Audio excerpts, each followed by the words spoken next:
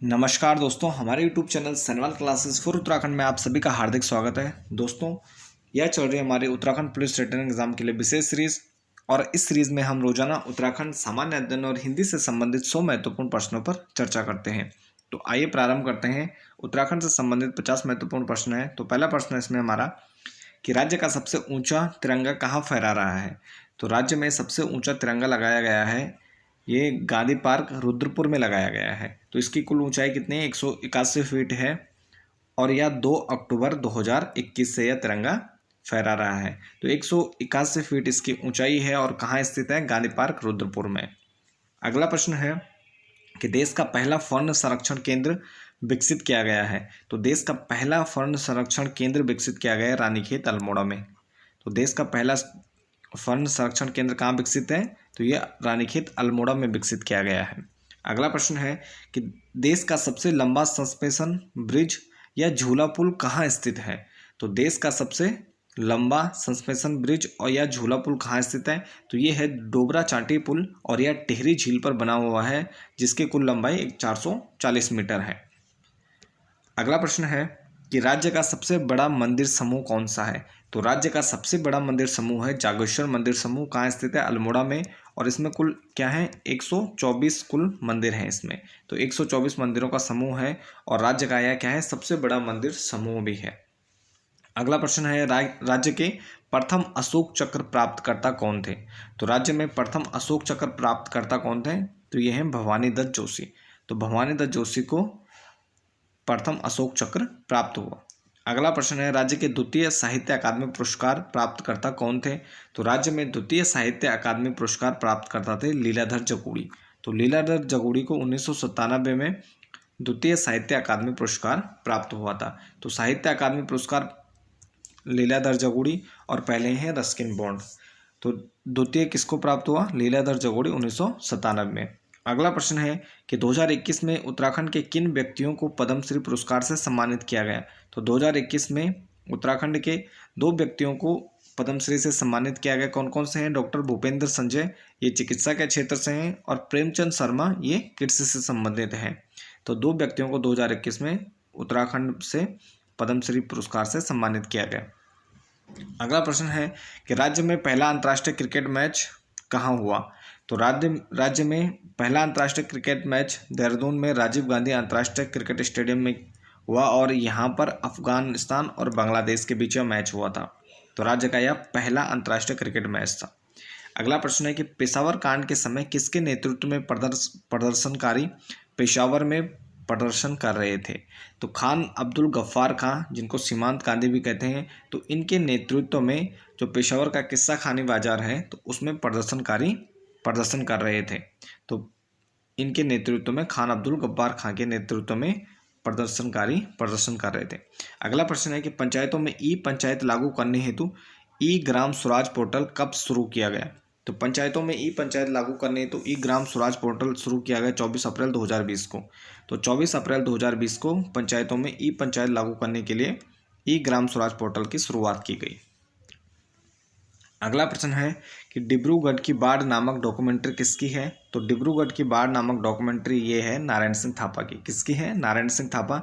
और ये प्रश्न पूछा जा चुका है, काफ़ी महत्वपूर्ण है कि डिब्रूगढ़ की बाढ़ नामक डॉक्यूमेंट्री किसकी है। तो ये है नारायण सिंह थापा की। अगला प्रश्न है कि 1934 ईस्वी में अल्मोड़ा से हरिप्रसाद टमटा ने किस साप्ताहिक पत्र का प्रकाशन किया था। तो अल्मोड़ा से हरिप्रसाद टमटा ने 1934 ईस्वी में समता नामक साप्ताहिक पत्र का प्रकाशन किया था। तो ये काफ़ी महत्वपूर्ण, आपको ध्यान रखना है। 1934 में समता का प्रकाशन किसने किया था? हरिप्रसाद टमटा ने। अगला प्रश्न है कि मनोहर श्याम जोशी के कुमाऊनी उपन्यास हैं। तो मनोहर श्याम जोशी के कुमाऊनी उपन्यास कौन है प्रसिद्ध? क्याप और कस्बे। क्याप और कस्बे इनके क्या है? कुमाऊनी उपन्यास हैं और ये प्रश्न भी पूछा जा चुका है। अगला प्रश्न है कि Himalayan action and research centre यानी हॉर्क कहाँ स्थित है। तो Himalaya action and research centre कहाँ स्थित है? ये स्थित है देहरादून में और इसकी स्थापना की गई 1988 में। तो 1988 में इसकी स्थापना की गई हॉर्क की और देहरादून में यह स्थित है। अगला प्रश्न है कि शंकराचार्य माधवाश्रम पर्वतीय लोक संग्रहालय की स्थापना कब हुई या कहाँ हुई। तो शंकराचार्य माधवाश्रम पर्वतीय लोक संग्रहालय की स्थापना कहाँ हुई। तो ये हुई बेंजी रुद्रप्रयाग में। तो शंकराचार्य महादेवाश्रम पर्वतीय लोक संग्रहालय कहाँ स्थित है? तो ये रुद्रप्रयाग में स्थित है, बेंजी नामक स्थान पर। अगला प्रश्न है कि उत्तराखंड न्यायिक एवं विधिक अकादमी कहाँ स्थित है? तो उत्तराखंड की न्यायिक एवं विधिक अकादमी स्थित है भवाली नैनीताल में। कहाँ स्थित है? भवाली नैनीताल।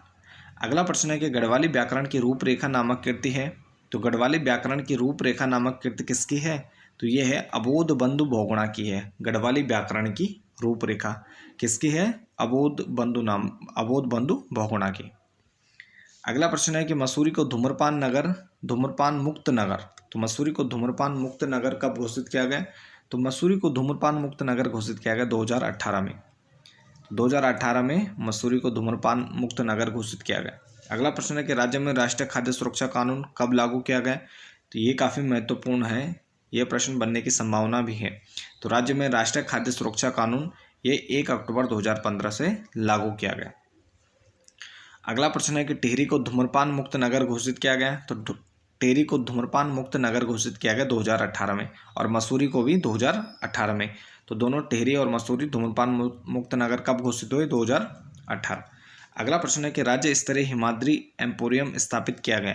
तो राज्य स्तरीय हिमाद्री एम्पोरियम स्थापित किया गया जिला उद्योग केंद्र देहरादून में। कहाँ स्थापित है? जिला उद्योग केंद्र देहरादून। अगला प्रश्न हमारा कि भारत द्वारा विदेशों को किए जाने वाले कुल निर्यात का उत्तराखंड का भाग है। तो यानी उत्तराखंड से कितना प्रतिशत भारत के संदर्भ में निर्यात करते हैं हम? तो ये इसमें थोड़े ये गलत हो गए, तो 2.8% के आसपास है। तो यानी 2.80% के आसपास क्या है यहाँ का कुल निर्यात है, जो भारत का कुल निर्यात है उसमें लगभग हमारा 2-2.5% क्या है कुल उत्तराखंड का भाग है। अगला प्रश्न हमारा कि राज्य में महिला उद्यमी विशेष प्रोत्साहन योजना कब शुरू हुई? तो राज्य में महिला उद्यमी विशेष प्रोत्साहन योजना ये शुरू हुई 15 अगस्त 2015 को। तो राज्य में महिला उद्यमी विशेष प्रोत्साहन योजना कब शुरू हुई? 15 अगस्त 2015। अगला प्रश्न है कि प्रत्येक घर परिवार को विद्युत कनेक्शन देने हेतु मार्च 2018 से चलाई जा रही योजना है। तो प्रत्येक घर परिवार को विद्युत कनेक्शन देने के लिए सरकार द्वारा मार्च 2018 से चलाई जा रही है सौभाग्य योजना। तो हर घर को बिजली कनेक्शन देने के लिए मार्च 2018 से कौन सी योजना चलाई जा रही है? सौभाग्य परियोजना। अगला प्रश्न है कि बद्रीनाथ किस राष्ट्रीय राजमार्ग पर है? तो बद्रीनाथ पहले NH 58 पे था और अब वर्तमान में ये इसका नाम बदलकर NH नेशनल हाईवे 7 हो गया है। तो NH 7 पर स्थित है बद्रीनाथ। अगला प्रश्न है कि राजी जनजाति के प्रमुख त्यौहार। तो राजी जनजाति क्या है? उत्तराखंड की सबसे छोटी जनजाति है। इनकी संख्या जनसंख्या के अनुसार क्या है? सबसे छोटी जनजाति है। और इनके जो प्रमुख त्यौहार हैं जिसमें गोरा अट्ठावली, कारक यानी कर्क और मकारा यानी मकर संक्रांति क्या है इनके प्रमुख त्यौहार हैं। तो 3 प्रमुख त्यौहार गोरा अट्ठावली, कारक और मकारा जो संक्रांति होती है मकर संक्रांति, तो ये क्या होते हैं? इनके प्रमुख त्यौहार होते हैं। अगला प्रश्न है भोटिया जनजाति का मुख्य वाद्य यंत्र है। तो भोटिया जनजाति का मुख्य वाद्य यंत्र क्या है? तो भोटिया जनजाति का मुख्य वाद्य यंत्र है हुड़का। तो हुड़का क्या है? भोटिया जनजाति का मुख्य वाद्य यंत्र। अगला प्रश्न है लोहसर और सूरगैन नामक प्रमुख त्यौहार किसके हैं? तो लोहसर व सूरगैन नामक प्रमुख त्यौहार हैं जाड़ भोटिया के। किसके हैं? जाड़ भोटिया के प्रमुख त्यौहार हैं लोहसर और सूरगैन। अगला प्रश्न है और जो ये जाड़ भोटिया हैं ये उत्तरकाशी में रहते हैं। तो उत्तरकाशी में भागीरथी नदी के उद्गम क्षेत्रों में रहते हैं जाड़ भोटिया, और ये क्या है? भोटिया जनजाति की उपजातियां हैं। अगला प्रश्न है कि थारू में विवाह की सगाई रस्म को कहा जाता है। तो थारू जनजाति में विवाह की जो सगाई रस्म होती है उसे अपना पराया कहा जाता है। क्या कहा जाता है? अपना पराया।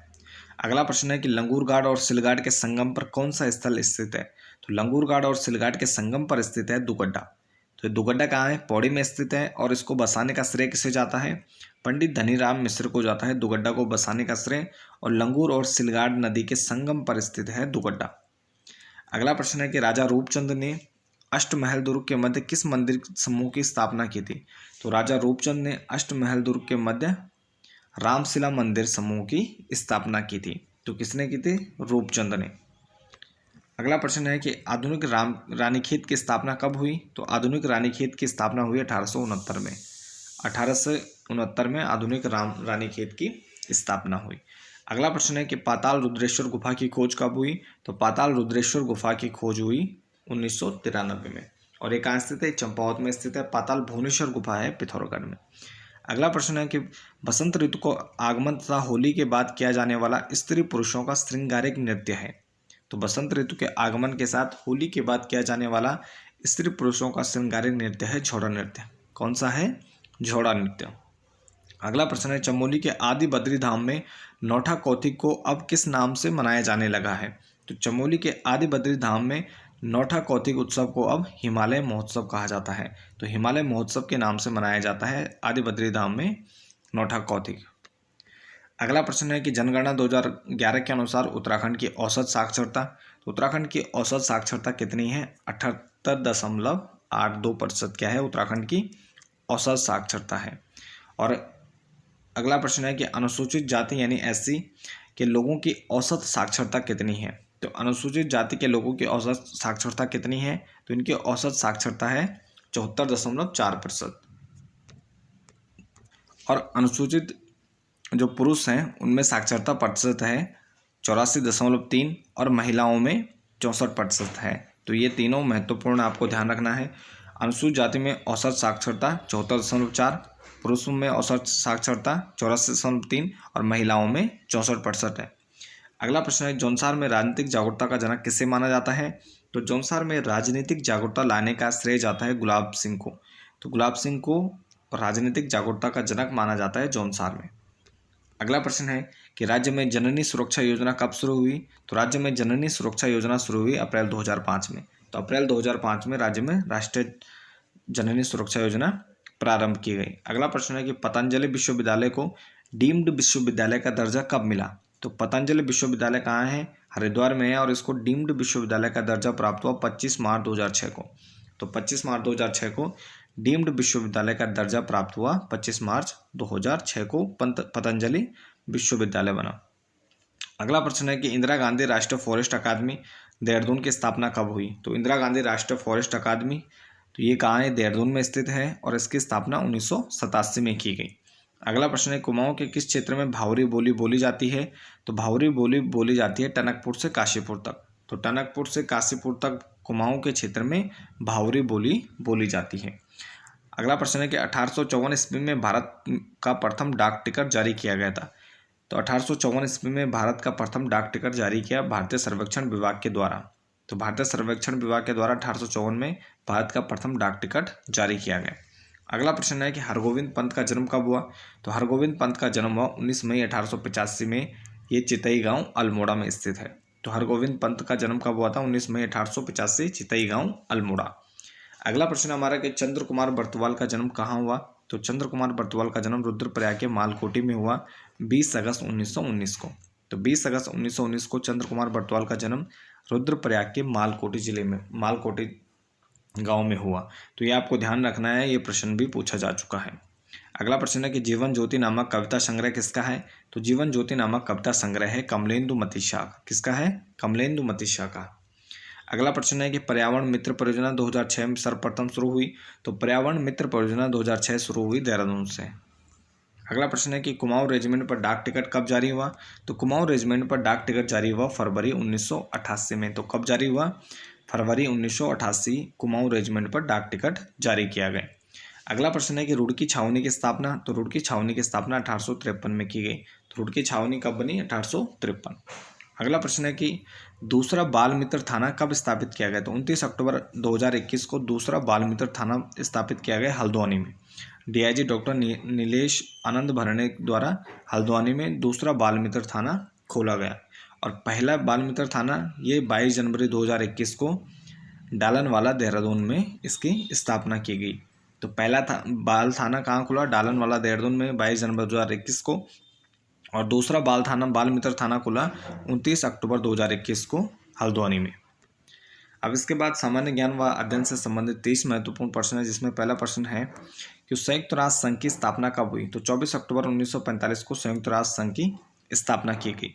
अगला प्रश्न है कि अंतर्राष्ट्रीय न्यायालय कहाँ है? तो अंतर्राष्ट्रीय न्यायालय है द हेग, हॉलैंड में स्थित है। नेक्स्ट क्वेश्चन है कि संयुक्त राष्ट्र संघ का 193वां देश कौन सा है? तो दक्षिणी सूडान क्या है? संयुक्त राष्ट्र संघ का 193वां देश बना। अगला प्रश्न है कि ओलंपिक खेलों की एकल स्पर्धा में स्वर्ण पदक जीतने वाले एकमात्र भारतीय हैं। तो ओलंपिक खेलों की एकल स्पर्धा में स्वर्ण पदक जीतने वाले अभिनव बिंद्रा और दूसरे कौन हैं? अगला प्रश्न है कि प्रसिद्ध शीतल माता मंदिर कहाँ स्थित है? तो प्रसिद्ध शीतल माता मंदिर स्थित है, ये स्थित है देहरादून में। कहाँ स्थित है? देहरादून। अगला प्रश्न है किस देश की सीमा सर्वाधिक देशों से लगती है? तो ये कहाँ लगती है? तो ये चीन की सीमाएं सर्वाधिक देशों से सीमा साझा करती हैं। अगला प्रश्न है हिंदी का पहला समाचार पत्र कौन सा था? तो हिंदी का पहला समाचार पत्र था उदंत मार्तंड। कौन सा था? उदंत मार्तंड। अगला प्रश्न है कि तुलसीदास ने रामचरितमानस किस भाषा में लिखी है? तो तुलसीदास द्वारा रामचरितमानस ये लिखी गई है अवधी भाषा में। किस भाषा में? अवधी भाषा में लिखी गई है। अगला प्रश्न है अंतर्राष्ट्रीय ओलंपिक समिति का मुख्यालय, तो ये कहाँ स्थित है? लूसान स्विट्जरलैंड में स्थित है अंतर्राष्ट्रीय ओलंपिक समिति का मुख्यालय। नेक्स्ट क्वेश्चन है कि नागरिक सेवा का जनक किस गवर्नर को माना जाता है? तो नागरिक सेवा का जनक माना जाता है कॉर्नवालिस को। किसको माना जाता है? कॉर्नवालिस को माना जाता है नागरिक सेवा का जनक। अगला प्रश्न है कि टीपू सुल्तान किस युद्ध में मारा गया? तो टीपू सुल्तान मारा गया 1799 में चतुर्थ आंग्ल मैसूर युद्ध में। तो मैसूर का शासक था टीपू सुल्तान। 1799 में चौथे आंग्ल मैसूर युद्ध में इसकी मृत्यु हो जाती है। अगला प्रश्न है कि बहादुर शाह का पूर्व नाम क्या था? तो बहादुर शाह का जो नाम क्या था? मुअज्जम, या इसे साहिब बेखबर के नाम से भी जानते हैं। तो बहादुर शाह का अन्य नाम क्या है? मुअज्जम या साहिब बेखबर। अगला प्रश्न है कि इस्लामी वास्तुकला का रत्न किसे कहा जाता है? तो इस्लामी वास्तुकला का रत्न कहा जाता है अलाई दरवाजा को। किसको कहा जाता है? अलाई दरवाजा को। अगला प्रश्न है कि किस गवर्नर जनरल ने सहायक संधि की पद्धति की शुरुआत की थी? तो भारत में सहायक संधि की पद्धति शुरुआत करने वाला गवर्नर जनरल कौन था? Lord Wellesley. तो लॉर्ड वेलेजली ने सहायक संधि पद्धति की शुरुआत की थी। अगला प्रश्न है कि भारत व अफगान के मध्य सीमा रेखा का नाम क्या है? तो भारत और अफगान के मध्य सीमा रेखा का नाम है डूरंड रेखा। वर्तमान में यह पाकिस्तान और अफगानिस्तान के बीच है, जो भारत का पीओके है, तो उसमें ये सीमा साझा करता है अफगानिस्तान। अगला प्रश्न है कि द्वितीय गोलमेज सम्मेलन कब से प्रारंभ हुआ? तो 7 सितंबर 1931 से लंदन में द्वितीय गोलमेज सम्मेलन का प्रारंभ किया गया। अगला प्रश्न है कांग्रेस के किस अधिवेशन में कांग्रेस का एकीकरण व मुस्लिम लीग की स्थापना होती है? तो 1916 के लखनऊ अधिवेशन में कांग्रेस का एकीकरण और मुस्लिम लीग की स्थापना की जाती है। अगला प्रश्न है जर्मनी में राष्ट्रीयता का संदेश वाहक किसे माना जाता है? तो जर्मनी में राष्ट्रीयता का संदेश वाहक माना जाता है नेपोलियन बोनापार्ट को। तो नेपोलियन बोनापार्ट को जर्मनी में राष्ट्रीयता का संदेश वाहक माना जाता है। अगला प्रश्न है कि दक्षिण अमेरिका का सर्वाधिक मछली पकड़ने वाला देश कौन सा है? तो दक्षिणी अमेरिका का सर्वाधिक मछली पकड़ने वाला देश है पेरू। अगला प्रश्न है ऑस्ट्रेलिया और इटली के बीच कौन सा दर्रा स्थित है? तो ऑस्ट्रिया और इटली के बीच स्थित दर्रा है बेनर दर्रा। बेनर दर्रा क्या है? ऑस्ट्रिया और इटली के बीच स्थित है। अगला प्रश्न है कि फ्रांस व स्पेन के बीच सीमा बनाने वाला पर्वत कौन सा है? तो पैरेनीज पर्वत क्या है? फ्रांस और स्पेन के बीच सीमा बनाता है। अगला प्रश्न है नलकूपों की सर्वाधिक सघनता वाला राज्य कौन सा है? तो नलकूपों की सर्वाधिक सघनता वाला राज्य है उत्तर प्रदेश। कौन सा राज्य है? उत्तर प्रदेश। अगला प्रश्न है कि प्रारूप समिति का गठन, तो 29 अगस्त 1947 महत्वपूर्ण प्रश्न है। तो प्रारूप समिति का गठन कब हुआ? 29 अगस्त 1947 में प्रारूप समिति का गठन किया गया और इसी समिति का मुख्य रूप से योगदान है भारतीय को संविधान को बनाने में। तो अगला प्रश्न है कौन सा मौलिक अधिकार हटाया गया है? तो वर्तमान में क्या है? 6 मौलिक अधिकार हैं और मूल संविधान में हमारे 7 मौलिक अधिकार थे। तो इसमें जो संपत्ति का अधिकार था अनुच्छेद 19F में, तो इसको हटा दिया गया है। तो मौलिक अधिकार में से संपत्ति का जो अधिकार था उसे हटा दिया गया है 44वें संविधान संशोधन के द्वारा। अगला प्रश्न है कि राष्ट्रपति पर महाभियोग की प्रक्रिया का उल्लेख किस अनुच्छेद में किया गया? तो अनुच्छेद 61 में क्या है? राष्ट्रपति पर महाभियोग की प्रक्रिया का उल्लेख किया गया है। अगला प्रश्न है गंगा को राष्ट्रीय नदी कब घोषित किया गया? तो गंगा को राष्ट्रीय नदी घोषित किया गया 4 नवंबर 2008 को। तो 4 नवंबर 2008 को गंगा को राष्ट्रीय नदी का दर्जा दिया गया। अगला प्रश्न है कि डॉल्फिन को कब राष्ट्रीय जलीय जीव घोषित किया गया? तो वर्तमान में राष्ट्रीय जलीय जीव कौन है? डॉल्फिन है, गंगा डॉल्फिन है और इसको 5 अक्टूबर 2009 को राष्ट्रीय जलीय जीव घोषित किया गया? तो 5 अक्टूबर 2009 तिथि महत्वपूर्ण, ध्यान रखनी है। अगला प्रश्न है इसरो का मुख्यालय। तो इसरो का मुख्यालय है बेंगलोर में और यूएनडीपी का मुख्यालय है न्यूयॉर्क में। तो दोनों महत्वपूर्ण है। इसरो का मुख्यालय बेंगलोर में है और यूएनडीपी का मुख्यालय कहाँ स्थित है? ये न्यूयॉर्क में स्थित है। और इसके बाद हमारे हिंदी से संबंधित 20 महत्वपूर्ण प्रश्न है। पहला प्रश्न है हिंदी भाषा में कुल कितनी लिपियां हैं? तो ये कुल कितनी है? 52। अगला प्रश्न है जब एक ही ध्वनि का द्वित्व हो जाए तो वह कहलाता है? तो जब एक ही ध्वनि का द्वित्व हो जाए तो वो क्या कहलाती है? युग्मक ध्वनि कहलाती है। जैसे क्या है? दिल्ली। तो इसमें क्या है? 2 ला क्या है? एक साथ आ रहे हैं, तो यानी एक ही ध्वनि का द्वित्व हो जाए, ध्वनि या वर्ण का क्या हो जाए? द्वित्व हो जाए, 2 बार आ जाए तो वो क्या कहलाता है? युग्मक ध्वनि। अगला प्रश्न है किसी वस्तु को व्यवहार में लाना, इसका आशय होगा उसको प्रयोग करना। तो किसी वस्तु को व्यवहार में लाने का मतलब क्या होगा? उसको प्रयोग करना। तो अगला प्रश्न हमारा जो संज्ञा व सर्वनाम आदि शब्दों से जुड़कर नए शब्दों की रचना करते हैं उन प्रत्ययों को क्या कहा जाता है? तो जो संज्ञा व सर्वनाम आदि शब्दों से जुड़कर नए शब्दों को की रचना करते हैं तो ऐसे प्रत्यय क्या कहलाते हैं? तो ऐसे प्रत्यय क्या कहलाते हैं? तदिंत प्रत्यय कहलाते हैं। तो तदिंत प्रत्यय कहलाते हैं जो संज्ञा व सर्वनाम के शब्दों के साथ जुड़कर नए शब्दों की रचना करते हैं। अगला प्रश्न कि जिस समास में पूर्व पद गौण और उत्तर पद प्रधान हो तो उसमें कौन सा समास होगा? तो इसमें होगा तत्पुरुष समास। कौन सा समास होगा? तत्पुरुष समास, जिसमें पूर्व पद गौण हो और उत्तर पद प्रधान हो। अगला प्रश्न है कि जो सर्वनाम संज्ञा शब्दों के मेल से बने हैं, तो जो सर्वनाम क्या है? संज्ञा शब्दों के मेल से बने हैं उन्हें कहा जाता है। तो इन्हें क्या कहा जाता है? इन्हें संयुक्त सर्वनाम कहा जाता है। क्या कहा जाता है? संयुक्त सर्वनाम। अगला प्रश्न है कि क्रिया के जिस रूप से क्रिया का निष्पादन का समय ज्ञान हो, तो क्रिया के जिस रूप से क्रिया निष्पादन का समय का ज्ञान होता है उसे क्या कहते हैं? तो उसे काल कहा जाता है। क्या कहा जाता है? काल कहा जाता है। अगला प्रश्न है वाक्य में प्रयुक्त शब्दों में परस्पर सामंजस्य को कहा जाता है। तो वाक्य में प्रयुक्त जो शब्द होते हैं उनके बीच परस्पर जो सामंजस्य होता है उसे क्या कहते हैं? अन्वय। क्या कहते हैं? अन्वय। अगला प्रश्न है कि समानाधिकार किस अवयव का भेद है? तो ये क्या है? समुच्चय बोधक अवयव का भेद है समानाधिकार। अगला प्रश्न है कि किस स्वर के उच्चारण में दीर्घ स्वर से भी अधिक समय लगता है? तो ये लगता है प्लुत स्वर में। तो प्लुत स्वर में दीर्घ स्वर से भी अधिक समय लगता है। अगला प्रश्न है भाषा के सार्थक लघुतम इकाई किसे कहा जाता है? कि भाषा की सार्थक लघुतम इकाई यानी सबसे छोटी इकाई कौन सी है? लघुतम सार्थक इकाई। तो ये क्या है? शब्द। अगला प्रश्न है कि छप्पय किस प्रकार का छंद है? तो छप्पय क्या है? एक विषम प्रकार का छंद है छप्पय। अगला प्रश्न है कि किस छंद में प्रथम व अंतिम शब्द एक सा होता है?